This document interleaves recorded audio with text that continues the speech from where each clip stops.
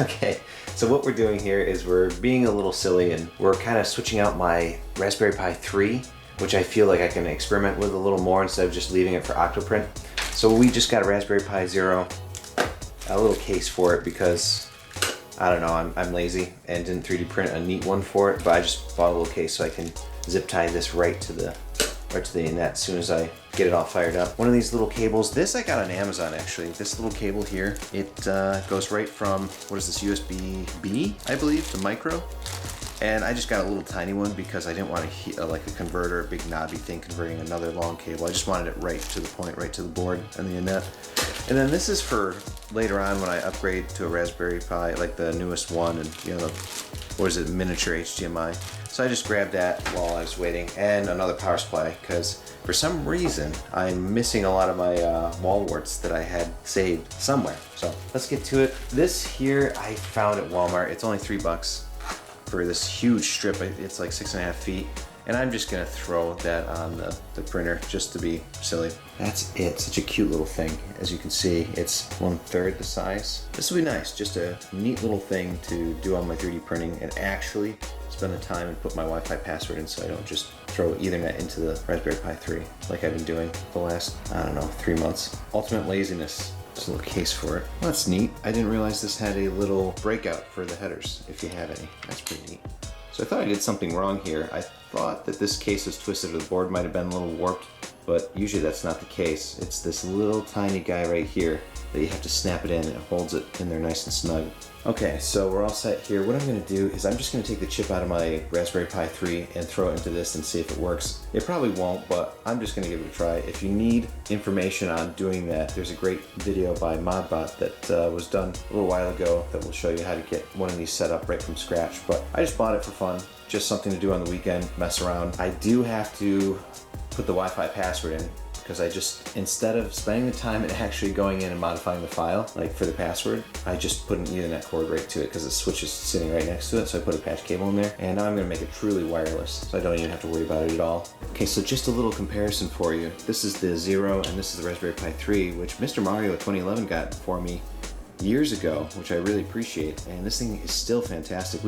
It's been used for everything you can think of except for tinkering, you know, with your own like homebrew stuff, like actual hardware.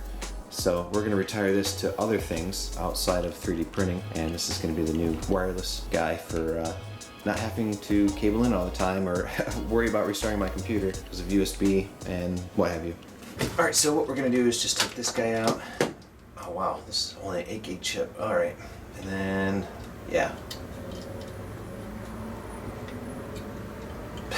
That's it. So we're gonna plug it in and see what we get. Okay. Just Raspberry, okay, blah blah blah blah.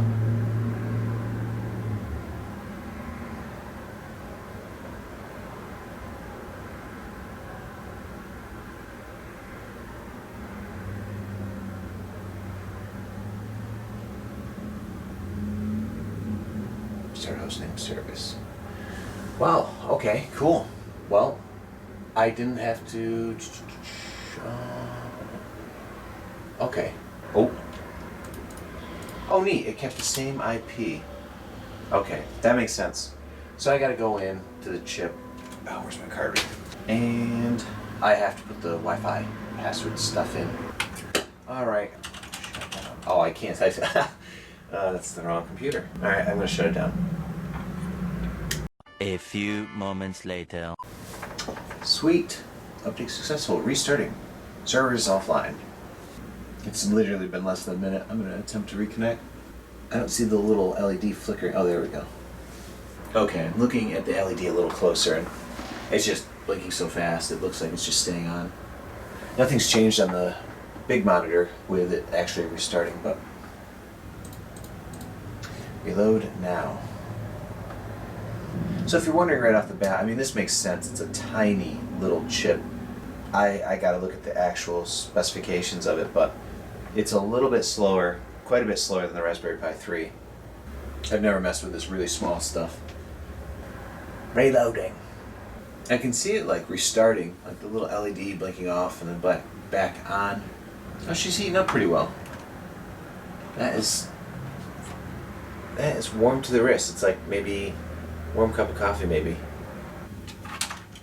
One eternity later. I'm just kidding. It actually wasn't that bad. I think under 5 minutes for it to, look at that. New repository later. Okay, so, oh neat. Okay, so it's got, I cleared out all my prints. It was getting kind of like 5 gigs, and it wasn't really bogging it down, but there's just so many, and I was getting frustrated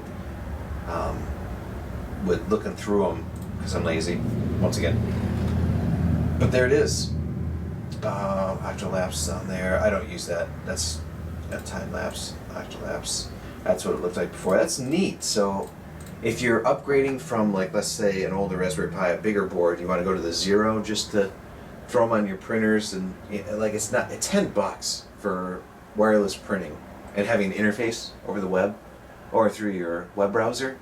Like that's fantastic. So it's a little slow, but who didn't see that coming? Being a a $10 board, it's insane. That's great. Now let's get it going again. I'm gonna put it on the printer. We'll hook it up and then see what we can do. Okay, so you guys remember this from ages ago, about 2 years ago. It was when I got this back in May. What was it? May something 2017. And this is what it looks like now.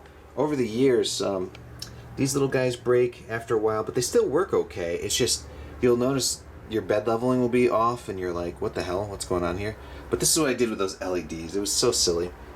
But I ran them through the chain, and that's it. And it looks pretty cool, actually. So, but what I did was I had this Raspberry Pi like sitting right here, and I just kind of Velcroed it there, Velcro strap. But look at the difference here once we get it. Here, I think, look at the difference. It's ridiculous. It'll just sit right there. I don't know, probably just be held up by, look at this, like, ugly, old USB cable I was using. It still works fine, so it's just aesthetically displeasing, I guess. Get that out of there. Honestly, the tension on this will just hold it. I'll just sneak it up in here, and I'll just hold it like that. I mean, I'm gonna Velcro it back like I had it like this, but you can see a cute little thing. Sits right there, plugs right into the board. Now we just need to get the power to it and try her out. Uh-oh. That's not good. Don't get yourself a right angle when you have to plug in there. Oops. Okay, guys. Since I'm an awful human being, and I'm used to janking things together for certain projects or work, don't do this at home. Don't do it in general. But I'm going to put some Kapton on it, or electrical tape, whatever. And that pressure you're seeing there at the 90 degree, it's almost nothing. But I had to cut off the molding on the right power connector and freaking cut all the back and the cable tensioner, like, cut it off. You can see there's a little shield there. But just to get it to work today, I've already put in the order for proper cables, and these will be cut off and then used for a different project or whatever, or I'll just leave it as is. But I wanted to test it today. I'm like, gosh darn it, man, why? Why do I have to be lazy? This is what laziness gets you, by the way, so don't do this. I never leave the room pretty much when I'm doing a 3D print on my Net A8, just so you know, guys, because I don't trust this thing at all, especially when I jank stuff up like this. So a little Kapton on it because this doesn't leave a residue. And this is going to be replaced in the next couple days, but let's see if it still works. You're probably wondering what this little power supply is here. Well, I was going to use it for repairing cell phones back in the day. It's just a little, 15 volt, 1 amp power supply. It's essentially like a glorified wall wart or whatever, but like it shows you how many milliamps it's drawing and stuff like that. But what I did was, I cannot stand this little fan I put on here, right? I put this little tiny fan on it because the thing was getting brutally hot, honestly, when I first got the machine. And I'm like, I just put 12 volts to it through the power supply, and you won't believe how annoying that gets at a fan. Listen to this thing. So down here, let's crank her right up. Do you hear this sound? When the printer's going, I gotta dust that out a little bit, but when the printer's going, and you hear that noise, like everything all combined, that tone rings through. I don't know what frequency it's at, but gosh, it gets so annoying. So I find if I put it at 10 volts, it blends right in with the noise of the machine. It's already noisy, you know how these are.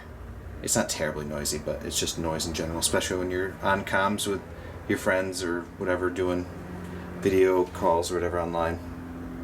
So there it is. And there's the jank set up right there. It's just kind of propped in between the board. So let's fire it up and see how she goes. Where is stuff around here? I don't even know. Alright, so here she is. She is working just fine. It connected fine to the computer. As you can see right here. Of course I need to switch out the firmware because warning, yikes. But here it is. So this strip was huge, 6.5 feet with a little remote here that can change flash, whatever. I don't know why I'd want that, but it's there in case. Warmer, cooler. There's pretty much 2 sets of LEDs in here, brighter white and kind of a yellow. You can mix it up. I like the warm. It looks kind of nice. But yeah, let's go ahead and throw something on there to print real fast. I have to plug in the camera because the battery's dead at the moment, so the power supply is going to heat up a little bit. That's okay. When we're done filming, we'll turn it on and we'll cool it down. Okay, we're all connected up. Let's go ahead and see what we got. Let's do something small. Molex, Rose. These are all work file. Most of the stuff I've created for work. So let's do full Mandrel kit. That's already been set. Let's see, print.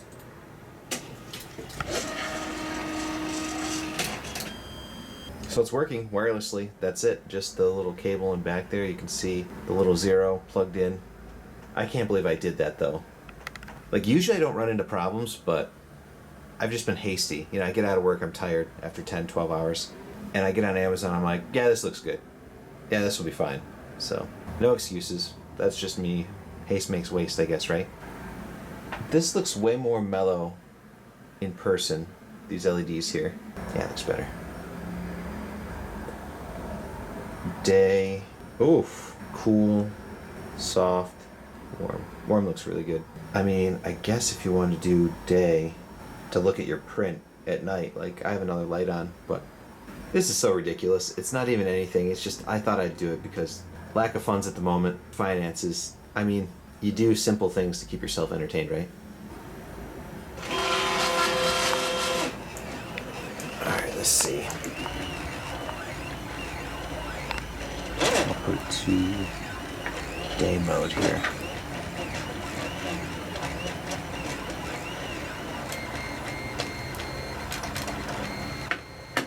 So this is all being done by the 0. I have no cables to this thing, as you can see.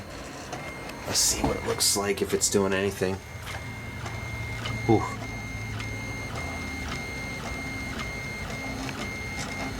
Just the power coming in here from the wall. Cord there. It's not really blinking either. It's just kind of hanging out. What I'm printing right now is it's a little mandrel for fiber optics. We've been doing, 65.2 micrometer fiber optics, multi-mode. And this little mandrel, there's 2 different kinds of light that bounces around in there. From what I've read, there's high power light and low power. And the high power light is the stuff that bounces around the outsides, and I don't know if it goes into the cladding at all. I've got to do more research on that. I'm pretty new into fiber optics, but I didn't want to have the company spend $30 and wait. I didn't want to wait for it. I didn't want to wait for the Mandrel. So a really good YouTuber out there had all the dimensions and stuff for. He just called it out on his video, and I copied it and used Fusion, made a Mandrel, and that's on my Thingiverse, by the way, if you need to use that. But it gets rid of the light that's bouncing around the outsides of the core, and keeps it more towards the center of the core by wrapping it 5 times. It pretty much calms down the noise of light. That makes no sense, but it focuses the light But then I was told by other folks that bending fiber optics, there's micro and macro bend. I don't know, that's for another video. But that's essentially what we're printing right now. I didn't level the bed, so that kind of looks like trash. Oh well, op success, right guys? Op success. So, this has been a hell of a lot more fun this weekend than the last couple, just kind of recovering. So thanks for watching, guys. I appreciate it. Bunch of nonsense, but hey, it was fun. We'll catch you in the next one. See you guys.